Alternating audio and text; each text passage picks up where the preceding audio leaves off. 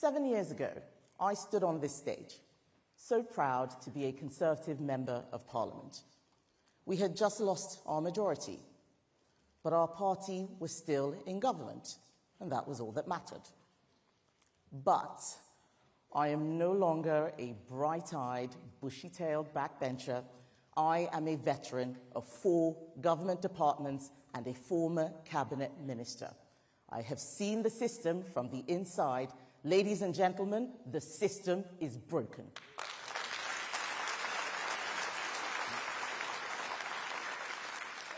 It is not enough just to be in government, because you can be in government and not have power. Without a plan to fix the system, you end up just announcing policies, doing media, and waiting for something to happen.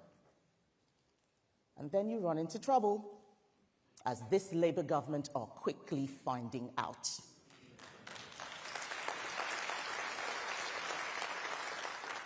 For us, it led to a reckoning, a historic defeat, worse than 1997, a defeat that could extinguish the Conservative Party.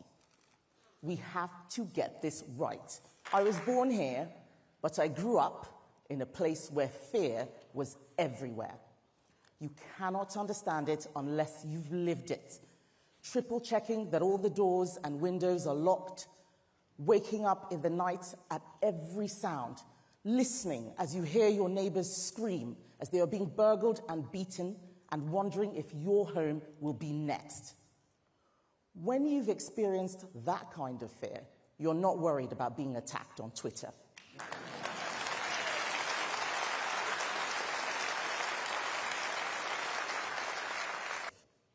I am a Conservative because I have seen what happens when a country loses sight of those principles, and that must not happen here. There is no greater example than net zero. We set a target with no plan on how to meet it, just so politicians could say we were the first country to do so. Now we have a net zero strategy addicted to state subsidy, making energy more expensive and hurting our economy. I am not a climate change skeptic, but I am a net zero skeptic. I did not become an MP to deliver an agenda set by Ed Miliband. But in government, we did not always keep our promises. We promised to lower taxes. They went up. We promised to lower immigration. It went up. Why? Because the Treasury said high immigration was good for the economy, but we knew it was not good for our country. Unlike the left, we know right from wrong. But we allowed ourselves to be bound by aggressive identity politics, by a Treasury whose rules were written by Gordon Brown, and a legal system re-engineered by Tony Blair.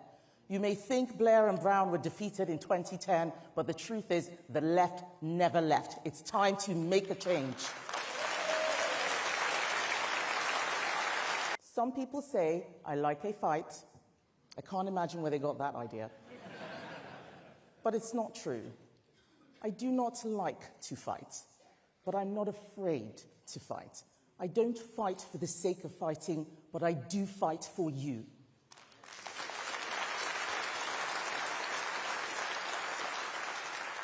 Every day of the last Parliament, I fought for Conservative values. I fought for them even when I was told it wasn't in my interest. I fought for women's rights to safe spaces and children's rights to grow up in their own time.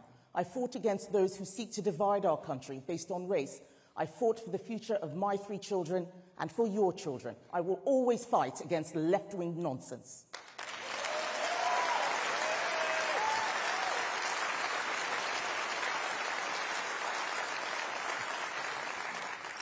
I'm sad to be in opposition, but there's a part of me that's excited, because opposition is an opportunity to make Angie uncomfortable, to make Rachel wriggle, and make Starmer sweat. We are going to have fun.